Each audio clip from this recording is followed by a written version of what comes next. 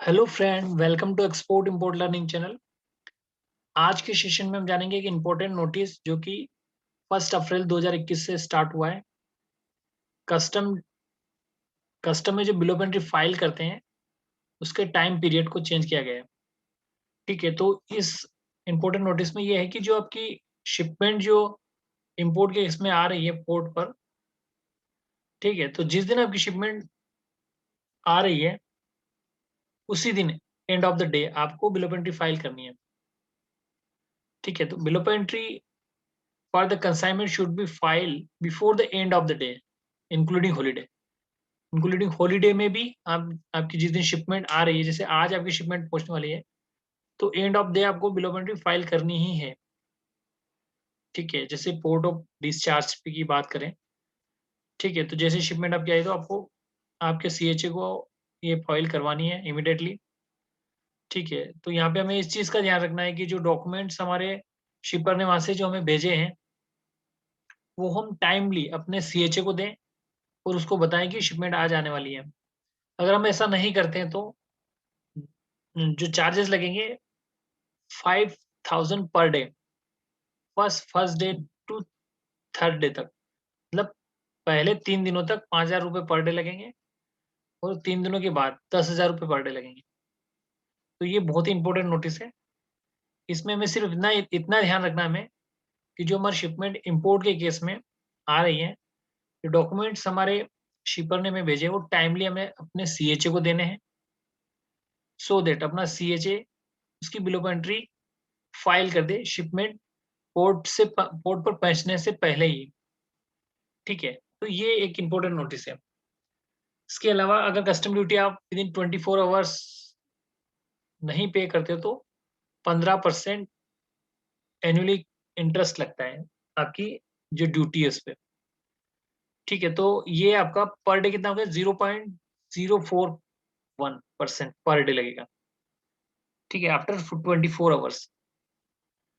जैसे for example आज आपकी बिल ऑफ एंट्री जनरेट हो गई, तो आज से आपको 24 घंटे मिलेंगे। 24 घंटे के अंदर आपने नहीं पे किया तो फिर ये 15% एनुअली या फिर हम कह सकते हैं कि 0.041% पर डे लगेगा।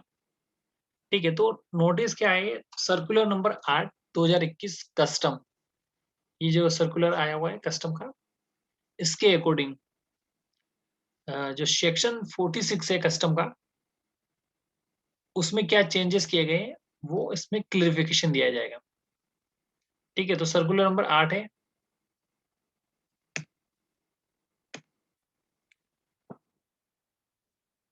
reference is invited to amendment in the section 46 of the custom act 1962। तो यहाँ पे क्या होता है कि जो हमारी गवर्नमेंट है वो क्या करती है, लोगों से सजेशन लेती है कि क्या हमें इस सेक्शन को चेंज करना चाहिए। तो जो उस उस सजेशन के रेफरेंस में ये अमेंडमेंट की गई है। तो क्या किया गया है, किस एक्ट के अंदर आता है ये, फिनांस एक्ट 2021। ठीक है, तो क्या चेंज किया गया वो पढ़ते हैं। This change facilitate pre-arrival processing and assessment of bill of entry by mandating their advance filing, thus leading to significant decrease in the custom clearance time। मतलब जो गवर्नमेंट ने देखा कि जो कस्टम क्लियरेंस जो टाइम है उसमें काफी टाइम वेस्ट हो रहा है, जिसकी वजह से गवर्नमेंट ने इंपोर्टर और एक्सपोर्टर एंड ट्रेड से जो भी लोग इसमें इन्वॉल्व है उनसे सजेशन मांगे थे, तो उन्होंने एज पर उनके सजेशन के अकॉर्डिंग ये पाया गया कि जो आपकी बिल ऑफ एंट्री है वो अगर टाइमली हम फाइल कर दें शिपमेंट आने से पहले तो कस्टम क्लियरेंस में हम काफी टाइम बचा सकते हैं। ठीक है, तो the amendment section 46 required an importer to file bill of entry before end of the day including holiday preceding the day arrival of the vessel, aircraft or vehicle carrying the import goods at the custom port, which is such goods are to be clear for the home consumption or the warehouse। जो भी goods हमारे home consumption के लिए या ware house के लिए आ रहे हैं उनको, ठीक है, जिस दिन आपकी शिपमेंट पहुंचने वाली है उसके एंड ऑफ द डे आपको बिल ऑफ एंट्री फाइल करनी ही है, चाहे आपका हॉलीडे हो या कुछ भी हो। ठीक है, तो ये बहुत ही इंपॉर्टेंट है। However, board is permitted to advise different time limits for such filing in certain case. Certain case में कुछ different time दिए गए हैं, but by not later than the end of the day. लेकिन end of the के बाद में नहीं. ठीक है, तो ये बहुत ही इंपॉर्टेंट नोटिस है जो कि हमें ध्यान में रखना है इम्पोर्टेंट, नहीं तो हमारे 5,000 रुपये पर डे लग सकते हैं. तो चेंज क्या किया गया सेक्शन 46 में. In this regard board has carried out consultation with the member of trade and custom field formulations for the smooth implementation of the change to the Custom Act 1962. above. तो board ने क्या किया, कई member से consultation करने के बाद, ठीक है, मेंबर ऑफ ट्रेड के लोगों से, इन सब से कंसल्टेशन करने के बाद ये इम्प्लीमेंट किया है रूल्स. तो क्या है वो, तो इसको समझते हैं. After examination the relevant issue board note that the ground reality is that the case of short hauls flight importer may not time to get master bill of lading on the preceding day of the arrival vessel craft. यहाँ पे देखो ground level पे जाके check किया गया, means कि इन्होंने काफी कंसल्टेशन के बाद एक ये पाया कि जो होता क्या है कि जो इम्पोर्टर से उसको timely master bill of lading नहीं मिलता है. ठीक है, होता क्या है कि एयर के केस में शिपमेंट का टाइम जो होता है वो बहुत ही शॉर्ट होता है. फॉर एग्जाम्पल हम यहाँ से एक्सपोर्ट करेंगे तो क्या हमें हमारी शिपिंग लाइन तुरंत मास्टर अवेलेबल तो नहीं दे देगी. तो यहाँ पे बात आ रही मास्टर अवेलेबल की है. तो जैसे ही हम इंपोर्ट करते हैं, इंपोर्ट केस में भी सेम, वहां से भी जैसे ही गुड्स फ्लाइट पे चढ़ेंगे आपको मास्टर अवेलेबल मिलने में थोड़ा टाइम लग जाता है, जिसकी वजह से इंपोर्टर कंट्री में, मतलब हमारे यहाँ अगर हम इंपोर्ट करें तो वो मास्टर अवेलेबल टाइम पे नहीं मिल पाता है, तो bill of entry late file होती है. तो इस केस में गवर्नमेंट ने क्या किया, गवर्नमेंट ने कहा है कि आप अगर मास्टर अवेलेबल नहीं है तो आप हाईएस्ट अवेलेबल के पे भी आप एडवांस फाइल कर सकते हो. तो क्या कह रहे हैं हम, पढ़ लेते हैं, इसके बेस पे ही पढ़ते हैं. ठीक है, तो उनको मास्टर अवेलेबल टाइम पे नहीं मिलता था, इसकी वजह से ये दिक्कत है.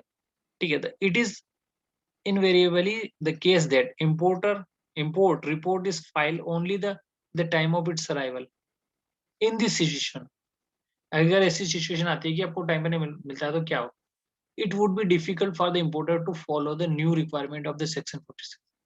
तो इस केस में क्या होगा, जो सेक्शन 46 है उसमें तो वो फाइल नहीं कर पाएगा, क्योंकि उसको बिल ऑफ लेडिंग के बेस पे ही तो बिल ऑफ फाइल करेगा, ये सॉरी मास्टर अवेलेबल के. ठीक है, जो कि शिपिंग लाइन प्रोवाइड देती है, तो एमबीएल के बेस पे करेगा. तो उसके लिए इनका कुछ तो उसमें केस में क्या होगा, according to this with a view to the facility importer board has amended the bill of entry electronic integrated declarations regulations by issuing notification circulation 34/2001 customary. जो ये इनका रूल था वो इसको मॉडिफाई किया गया. तो इस केस में क्या होता है,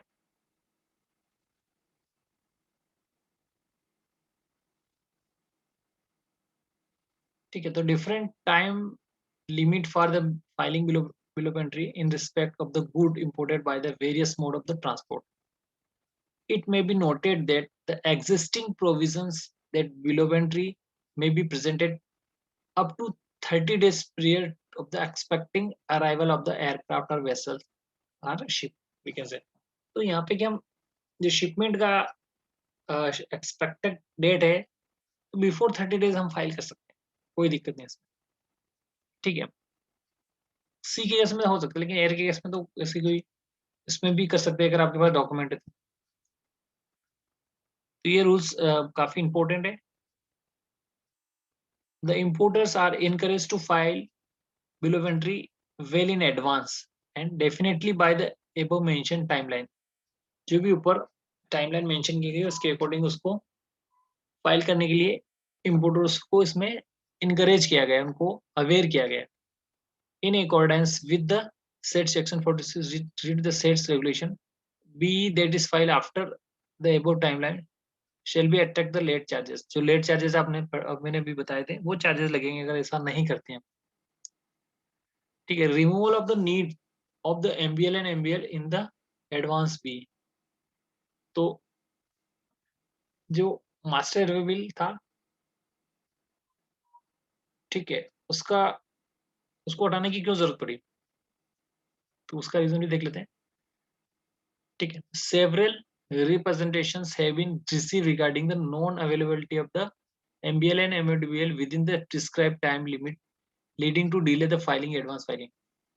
ठीक है, तो यहाँ पे बहुत सारे रिप्रेजेंटेशन लोगों ने मतलब बताया है इसको कि ये पाया गया कि अगर आपकी शिपमेंट आ रही है तो एयर के केस में आपको शिपमेंट एक ही दिन में लग जाती है, और जब शिपमेंट आपकी शिप पे चढ़ती है, मतलब एयरलाइन हवाई जहाज पे चढ़ती है, तो उसके बाद ही मास्टर बिल जनरेट होता है, और वो सेम डे उसी टाइम 2-3 घंटे में शिपमेंट अगर लग गई तो मास्टर बिल मिलेगा कहाँ से।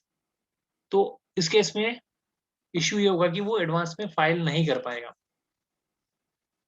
ठीक है, क्योंकि उसमें सारी चीजें हमें डालनी होती है, master bill number, IgM number, ठीक है, वेट कितना है, सारी चीज डालनी पड़ती है, तो इसमें मास्टर बिल की जरूरत पड़ती है। तो इसके लिए क्या है, upon carefully examining this matter and noting genuine difficulty of the importers, genuine difficulty notice किया गया, board has decided to do away with the requirement of MBL and master bill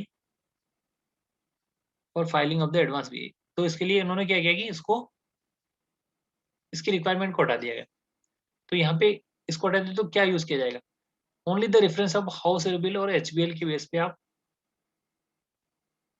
file कर सकते हो। ठीक है, तो only the reference of HBL house bill would be significant at the time of advance filing. Thus, importer can now file the advance B on the strength of either MBL, MAWB और HBL, HAWB, मतलब house air bill के base पे भी वो file कर सकता है। तो थोड़ा सा चीज समझने की कि मास्टर एयर बिल जो होता है वो शिपिंग लाइन इशू करती है, और हाउस एयर बिल जो इशू करता है वो उसका एजेंट, जो हमारी शिपमेंट का क्लियरेंस करवा रहा है। तो यहाँ पे जो बोर्ड है उसने ये डिसाइड किया कि वो हाउस एयर बिल के बेस पे भी एडवांस बिलोमेट्री फाइल कर सकता है। ठीक है, तो सेक्शन काफी बड़ा है जो हमने समझा आज का। तो इस सेक्शन को वैसे तो कई सारी चीजें इसमें है, लेकिन हमने इम्पोर्टेंट चीज पे ध्यान देना है कि इसका इम्पोर्टेंस क्या है। सबसे बड़ा इम्पोर्टेंस ये है कि हमें ड्यूटी पेनल्टी को बचाने के लिए एंड ऑफ द डे जब शिपमेंट आपकी पोर्ट पर आ रही है तो आपको बिलोमेट्री फाइल करनी ही है, अदरवाइज आपको 5,000 रुपये पर डे लगेंगे, आफ्टर 3 days 10,000 रुपये पर डे लगेंगे। तो ये बहुत ही जरूरी है। ठीक है, सो गाइस आज के सेशन में हमने circular number 8 2021 custom act section 46 का जो सर्कुलर पढ़ा, और हमने समझने की कोशिश की कि हमें बिलोपेंट्री की जो पेनल्टी है उसको बचाने के लिए बिलोपेंट्री टाइमली फाइल करना चाहिए। और कस्टम गवर्नमेंट ने क्या है कि कस्टम पोर्ट पे जो क्लियरेंस टाइम को भी बचाने के लिए एडवांस फाइल करनी चाहिए। So guys thank you for watching the session, have a nice day.